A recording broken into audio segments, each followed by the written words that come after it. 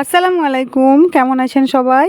আশা করি সকলে খুব ভালোই আছেন আর আমরাও খুব ভালো আছি। শুভ সন্ধ্যা। আমার নতুন একটি ব্লগে জানাই সকলকে স্বাগত। আজকে শুভ সন্ধ্যা বললাম কারণ আমরা সন্ধ্যাবেলাতেই বেরিয়েছিলাম। এটা কালকে সানডের বিকেলবেলার ভিডিও। তো আমরা বিকেলবেলায় একটু হাওয়া খেতে গিয়েছিলাম, মানে আইসক্রিম হাওয়া সব একসঙ্গেই খেয়েছিলাম, বাজার গিয়েছিলাম। আর আরিয়ান দেখুন দোকানে কেমন হন হন করে একা একাই চলে যাচ্ছে, মানে ও সব কিছু চেনে, সব কিছু জানে। তো ওর আমরা বললাম আইসক্রিম খাবো, ও গাড়ি, এই যে গাড়ি দেখেছেন ওর ভিতরে ললিপপ ভরা আছে, এই চকলেটগুলো ও নেবে। তাই চকলেটগুলো শুধুমাত্র একটা ললিপপের এই গাড়িটার জন্য 15-20 টাকা দাম নিচ্ছে। আর আমরা বললাম আইসক্রিম খাবি না? বললো না, আইসক্রিম খাবো না। আর আইসক্রিম খায় না খায় শেষ পর্যন্ত আপনারা দেখুন, বুঝতেই পারবেন, আইসক্রিমও খাবে আর গাড়িও নেবে। ও তো জানে যে মায়েরা খেলেই আমরা খাবো, আর মায়েরা তো আইসক্রিম খাবো বলেই এসেছে। তো ওর পাপা ললিপপটা ওখান থেকে খুলে বার করে দিচ্ছে। একটা ললিপপের জন্য, মানে ও ললিপপটা ওর উদ্দেশ্য নয়, ওর উদ্দেশ্য হচ্ছে গাড়িটা। মানে অনেক দিন তো গাড়ি ফাড়ি কিনে দেওয়া হয় না, তো ওই জন্য ভাবছে কোন সুযোগে গাড়ি পাওয়া যায়। আর আমি এখানে ভয়েস দিচ্ছি, ললিপপ ললিপপ বলছি, তো ও একদম ললিপপ শুনে খেলছিল পাশে, ছুটে চলে এসেছে, ভাবছে ললিপপ আছে বোধহয়। তো বলেছিলাম শেষ পর্যন্ত দেখুন ও ললিপপও খাবে আইসক্রিমও খাবে। তা আমরা নিয়েছিলাম আইসক্রিম, ও নিয়েছে। আর আমি আইসক্রিম নিয়েছি, আবার কুরকুরেও নিয়েছি। আর এনের পাপা আইসক্রিম খাবো বললো, কিন্তু ও আমাকে দিয়ে দিচ্ছে, বলছে তুমি খাও, আমাকে বিস্কুটটা দেবে। আর ওর অত খাওয়ার ইচ্ছে ছিল না। তো সকাল হয়ে গেছে, শুভ সকাল সকলকে। তো সকাল সকাল উঠে আমি পোহা বানিয়ে নিয়েছি, আর বানিয়ে নিয়েছি চা। তো আজকে চাটা লিকার চা হবে না, আজকে চাটা দুধ চা হবে। কালকে রাতে দুধটাও খাইনি, তো সেই দুধটা দিয়ে আজকে দুধ চা বানাবো। তো দুধ চা খেতে ভালো লাগে। আর টিফিন এইদিকে দেখুন বানিয়ে একদম প্যাক করে নিয়েছি। আর এই যে দুধটা আছে একদম ঘন বরের আঠার মতো, তো মনে হলো আজকে একটু দুধ চা বানিয়ে খাই, কোনো দিন তো খাই না, শখ গেল আজকে। তো সেই জন্য দুধ চা বানিয়ে নিলাম। আর আদা দিয়ে ভালো করে বেশ সুন্দর করে কড়া করে বানিয়েছি, ভালো লাগবে। তা এরকমভাবে চা বানাই, কারণ প্রথমে লিকার চাটা বানিয়ে নিই, তারপরে যে দুধটা আছে ওর মধ্যে ঢেলে দিই, কারণ নাহলে এই দুধের স্বর আছে, অনেক স্বর আছে।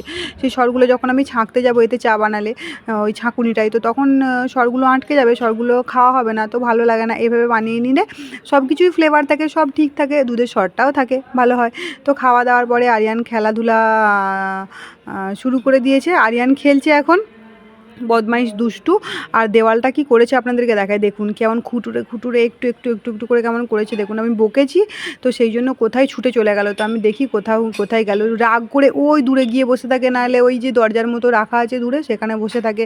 তো আমি খুঁজছি, দেখছি বাবা এখানে রাগ করে এখানে বসে আছে। তো কিছু এখন আবার রাগ হয়েছে, অভিমান করতে শিখেছে, তো কিছু বললেই এখানে ওখানে ছুটে পালাচ্ছে, যে রাগ করে বসে থাকছে, আবার ভুলানো হচ্ছে, এটা হয় ওটা হয় সেটা হয়, বাবা বাছা করে গালে মাথায় হাত বোলালে তখন আবার বুঝিয়ে টুজিয়ে আসছে। আসলে ও যে বড় হচ্ছে সেটা ওর ফিলিংস দিয়ে বোঝা যাচ্ছে, তাই না? কারণ ছোটোবেলায় তো এরকম করতো না, বড় হচ্ছে বলে এগুলো করছে।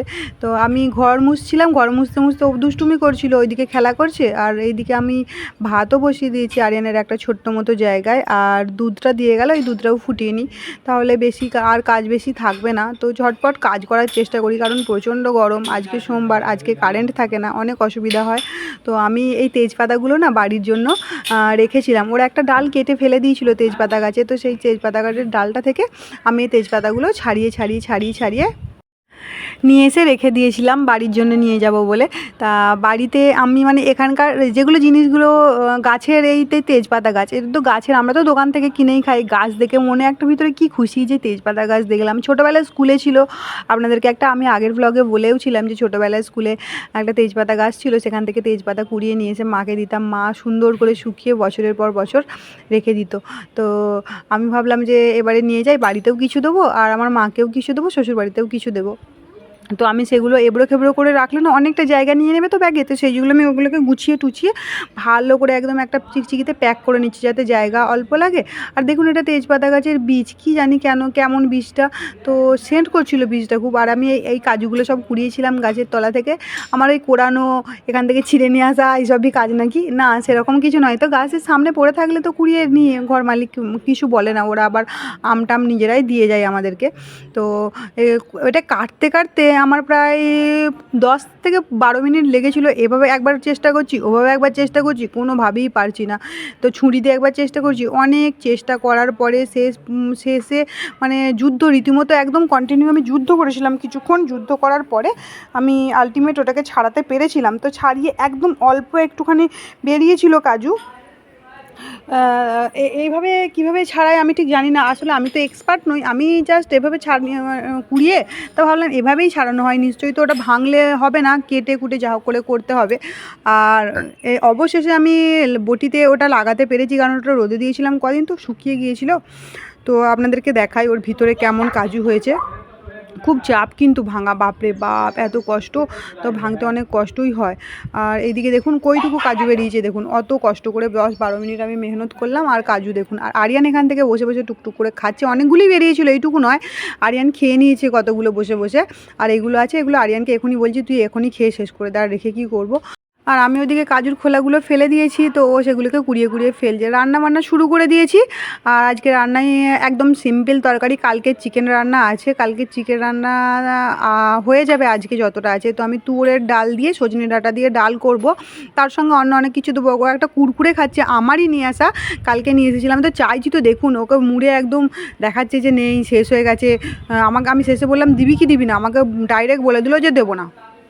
আমিও চলে এলাম, আমি বললাম ঠিক আছে, আমার কাছে আরও অনেক কিছু আছে, দেখবো দিই নাকি তোকে। তো ডাল সিদ্ধ হয়ে গেছে প্রায় 80% হয়ে গেছে। এবার আমি সজনে ডাঁটাগুলো দিয়ে দিই, আর আরও অনেক কিছু দেবো বললাম। তার মধ্যে কী দেবো বলুন তো, বেগুন, টমেটো, পেঁয়াজ, বেগুন দিলে না ডালটা একটু ঘন হয়, আর স্বাদও হয়, খেতে ভালো লাগে। তো ওই জন্য এইসব কিছু দিয়ে বেশ, তুয়োরের ডাল এমনিই স্বাদ হয়। নুন হলুদ, নুনটা দিইনি, হলুদ আর লঙ্কাটা দিয়ে নিয়েছি। তো মাঝে মাঝে না নুন বলি যখন, তখন ভাবি যে না এটাকে ক্যান্সেল করে লবণ বলি, তার যেই নুন সেই লবণ। তা নুন বলেছি তো অসুবিধা কী আছে, ঘরে তো প্রায় সবাই নুনই বলে, না কি লবণ কজন বলে বলুন তো।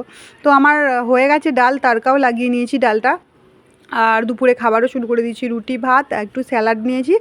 আর কালকে চিকেন রান্না, আজকে ডালটা এখনও পর্যন্ত নিইনি, কারণ ওটা রাত্রেবেলাতেই খাবো।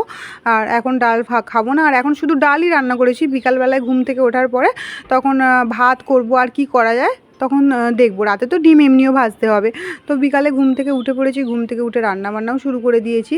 দেখুন এইদিকে ভাত বসিয়ে দিয়েছি, আর এইদিকে করছি আলু ভাজা। তো ডালের সঙ্গে আলু ভাজা কম্বিনেশানটা খুব ভালো, আর আরিয়ানের বাবা খুব পছন্দ করে। তো ভাবলাম আরিয়ানের বাবা যেটা পছন্দ করে সেটাই করি। তো ওই জন্য আলু ভাজা করছি। আর এইদিকে জামা কাপড়গুলো সব মেলা আছে, ওগুলোকে তুলতে হবে। আর দুষ্টু বুড়োটা এখানে খেলা করছে, তো খেলা করুক, আমি সেই সুযোগে রান্না বান্নাটা সেরে নিই, ঘরটর পরিষ্কার করে নিই, কাজ করে নিই। আর আকাশটাকে একবার দেখুন, একদম নিট অ্যান্ড ক্লিন আকাশ, না খুব সুন্দর না? কোনো জায়গায় মেঘ নেই। তো আরিয়ানের দুধ খাওয়ার পালা এবার। আর আরিয়ান এখন নিজে হাতে দুধ খেতে শিখেছে, নিজে নিজেই দুধ খায়। আর বলেছি যে স্ট্র দিয়েও নিজে নিজে দুধ খেয়ে নেয়। তো আমি ওকে বললাম যে আয় আরিয়ান দুধটা খেয়ে নে। আর ও দেখুন ওখানে খেলা করে আছে, ওই টাইলসগুলো ভেঙে ভেঙে মোবাইল বানিয়েছে, আর ওদেরকে বলছে মোবাইল নাও মোবাইল। তো ওরা বলছে ক টাকা দাম, তো বলছে 10 টাকা, 10 টাকা বলতে পারে না এখন, 10 টাকা। তো দুধটা একটু গরম, ওই জন্য খেতে একটু দেরি হচ্ছে। আর বিকাল হয়ে গেলে আপনাদেরকে বলি না আমি, যে ওয়েদারটা অন্যরকম হয়ে যায়, চেঞ্জ হয়ে যায়, হাওয়া দেয়, দেখুন কি সুন্দর হাওয়া দিচ্ছে দেখুন। তো আজকের ব্লগটা এই পর্যন্তই। সকলে সুস্থ থাকবেন, ভালো থাকবেন, আর সাবধানে থাকবেন। এই গরমে বেশি বেশি করে পানি খাবেন। আর দেখা হচ্ছে পরের একটি নতুন ভিডিওতে। ততক্ষণের জন্য সকলকে জানাই খুদা হাফিজ।